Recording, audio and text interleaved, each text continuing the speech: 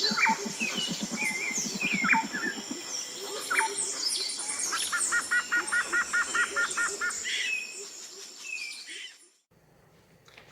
everyone, welcome back to my channel, Butterfly Ivy the Nature Witch, for another entry into the astrology series. Today we're covering the planet of Jupiter.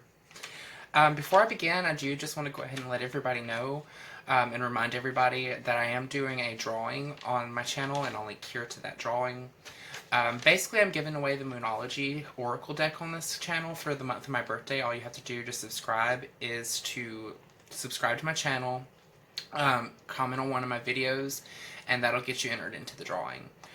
I'm also doing another similar drawing on my tarot channel, Tarot Readings by Steven, and I'll link here to that channel, where I'm giving away the Moonology Oracle deck. Not the, sorry, the Shadowscapes Tarot deck.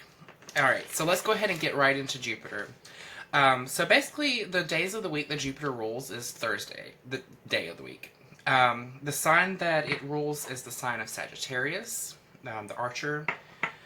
The energies of Jupiter is that of luck, expansion, and philosophy. In astrology, your Jupiter sign represents your luck, your philosophical views, your growth potential.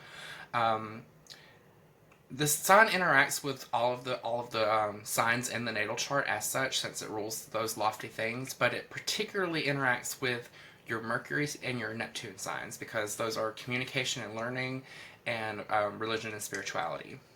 So those go hand in hand with Jupiter.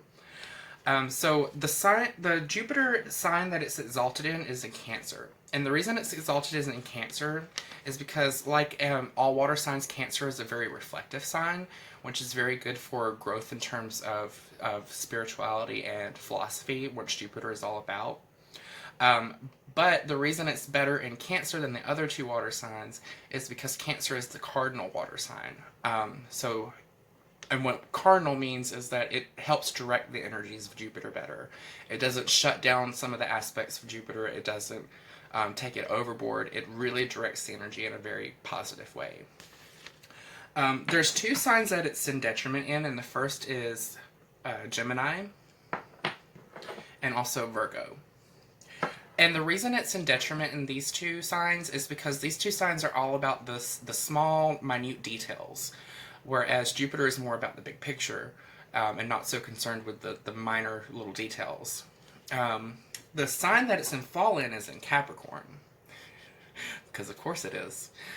Basically, Jupiter and Capricorn's ruling planet Saturn are polar opposites. Jupiter is all about expansion and growth and freedom. Saturn is about the rules, about restriction, about maturity. That's not to say that Jupiter is immature. It's just that Saturn wants to be more so mature.